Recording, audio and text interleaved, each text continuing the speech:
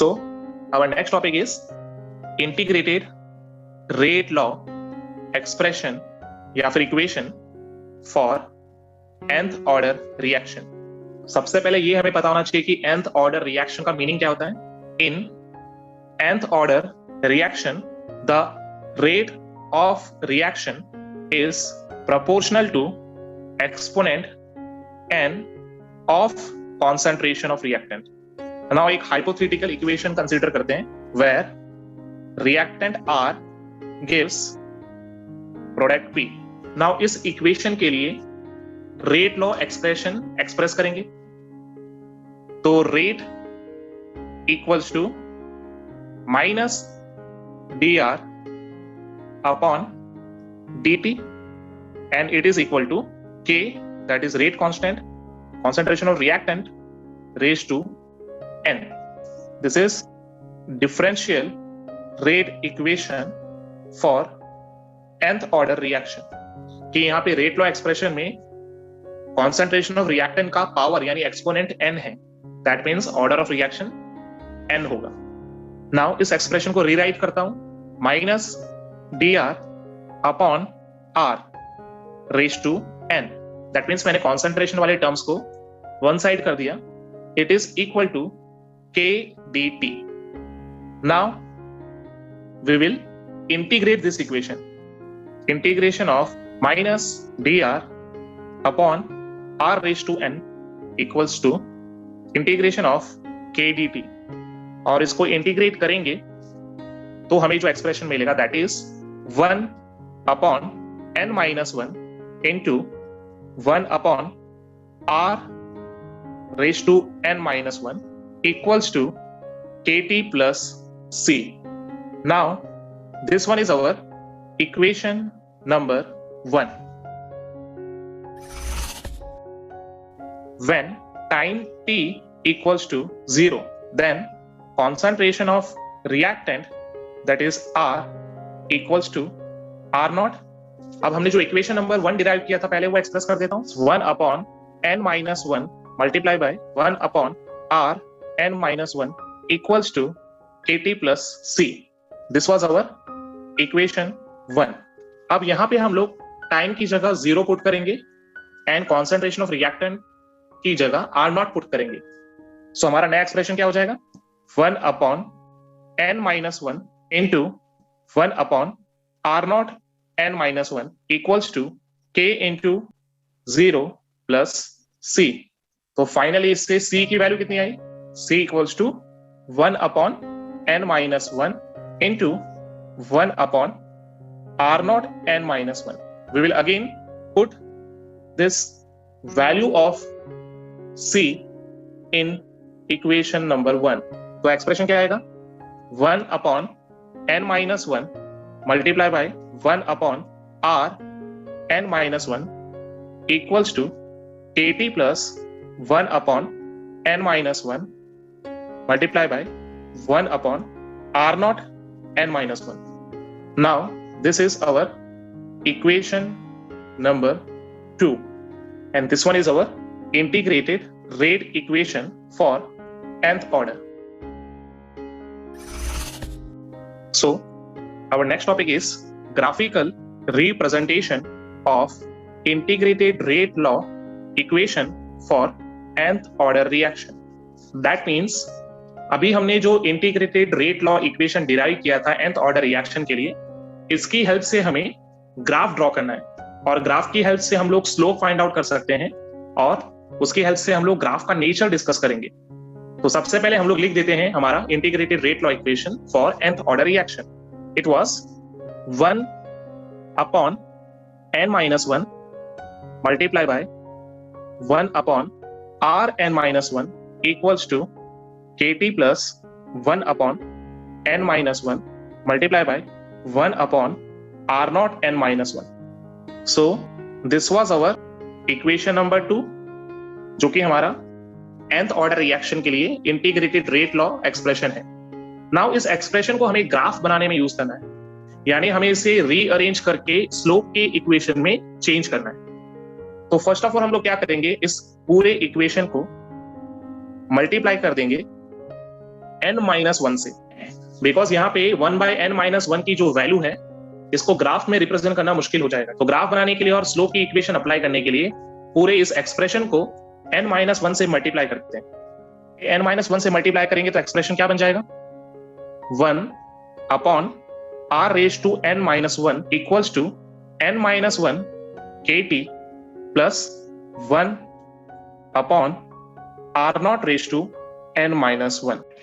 अब इसमें हमने जब n-1 मल्टीप्लाई किया तो इस एक्सप्रेशन में से 1/n-1 की value left hand side and right hand side से रिमूव हो गई और kt टर्म के साथ n-1 मल्टीप्लाई हुआ।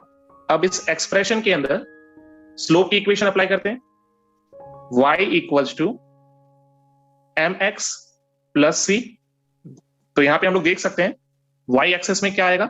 It is 1/r⁻n-1। x access पे क्या आएगा? It will be t, that is time, m that is slope. Value कैसी होगी स्लोप की दिस टाइम? पॉजिटिव। और स्लोप की वैल्यू किसके बराबर हो जाएगी? It is equal to n-1 k। और finally intercept c, it is 1/r0n-1। Now draw graph of 1/rn-1 versus time t। Now graph में y एक्सिस पे हम लोग 1/r⁻n-1 की वैल्यू पुट करेंगे एंड x एक्सिस पे we will put t, that is time, slope equals to n-1 k and slope is positive and intercept की value है 1/r0n-1। So this is the graph for nth order reaction. So our next topic is mathematical form of integrated rate law equation for nth order reaction. Now यहाँ पे एक condition हमें पहले suppose करनी है, when time is equal to t, then concentration of reactant that is R will be equal to RT. So हमारा जो integrated rate law equation था nth ऑर्डर का, पहले उसको एक्सप्रेस कर देते हैं। It was 1/n-1 multiply by 1/RT। Okay, अब हमने R के साथ T अप्लाई कर दिया। Raise to n-1 equals to kt plus 1/n-1 multiply by 1/r0 raise to n-1। This was our equation number 2। Now इस एक्सप्रेशन को हम लोग रीराइट करेंगे, तो रीराइट करके हम लोग लिख सकते हैं 1/n-1 multiply by 1/RT-n-1 minus 1/n-1 multiply by 1/r0n-1 equals to kt। अब इसमें से हम लोग क्या कॉमन ले सकते हैं? 1/n-1 कॉमन ले सकते हैं यहां से, right? So finally we can write 1/n-1 common लिया हमने, then 1/RT raise to n-1 minus 1/r0 raise to n-1 equals to kt. So this is the expression for integrated rate law equation of nth order reaction.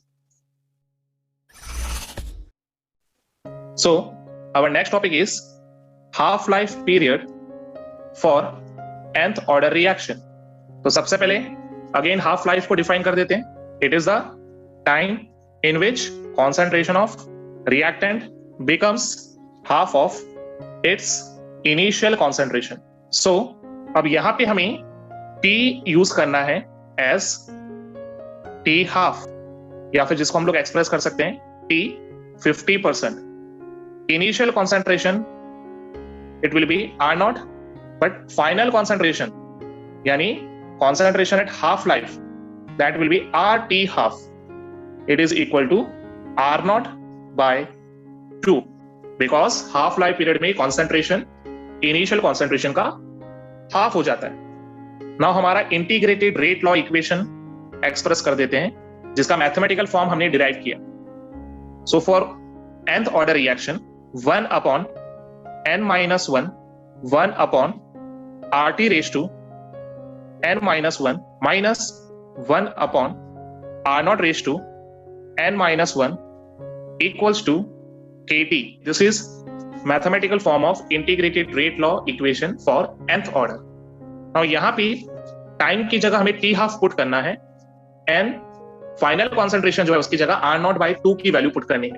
Now इस expression को again rewrite करेंगे तो क्या हो जाएगा 1 upon n minus 1 then bracket में 1 upon R naught by 2 का whole raise to n minus 1 minus 1 upon R naught n minus 1 equals to k t half. Now इस एक्सप्रेशन को जब हम लोग सिंप्लीफाई करेंगे then we will get 1 upon n minus 1 then 2 raised to n minus 1 minus 1 upon R naught n minus 1 equals to k t half. So finally यहां से हम लोग t half कैलकुलेट कर सकते हैं. t half equals to 2 raised to n minus 1 minus 1 upon k into n minus 1 and multiply by concentration R naught raised to n minus 1. Now ये जो final expression हमें मिला that is the half life period for n order reaction. And हमें यहाँ पे एक चीज का ध्यान रखना है that n की जो वैल्यू है it should not be equal to 1. अगर हम लोग इस एक्सप्रेशन में n की वैल्यू 1 पुट करेंगे तो नीचे डिनोमिनेटर में n minus 1 यानी 1 minus 1 0 हो जाएगा. ठीक है, तो ये जो एक्सप्रेशन है ये यूज नहीं कर पाओगे, यानी फर्स्ट ऑर्डर के लिए n की वैल्यू 1 होगी. इस केस में ये इक्वेशन यूज नहीं हो सकता. अदरवाइज बाकी सभी ऑर्डर ऑफ रिएक्शन के लिए n की वैल्यू पुट करके हम लोग हाफ लाइफ कैलकुलेट कर सकते हैं. Note first, half life period का कॉन्सेंट्रेशन ऑफ रिएक्टेंट के साथ क्या रिलेशन है? It is inversely proportional. So we can write T half is inversely proportional to R naught raised to n minus 1. And rate constant के साथ relation कैसा है? It is also inversely proportional. सो T half is inversely proportional to K. And finally यहां पे half life period का एक graph भी डिस्कस कर लेते हैं. सो यहां y एक्सिस पे हम लोग एक्सप्रेस करेंगे half life period and x axis पे हम लोग एक्सप्रेस करेंगे 1 upon R naught raise to n minus 1. अब जैसा कि हमने अभी देखा कि रिलेशन क्या है हाफ लाइफ का इनिशियल कॉन्सेंट्रेशन के साथ, इनवर्सली प्रोपोर्शनल है. सो ग्राफ कैसा मिलेगा? We will get straight line.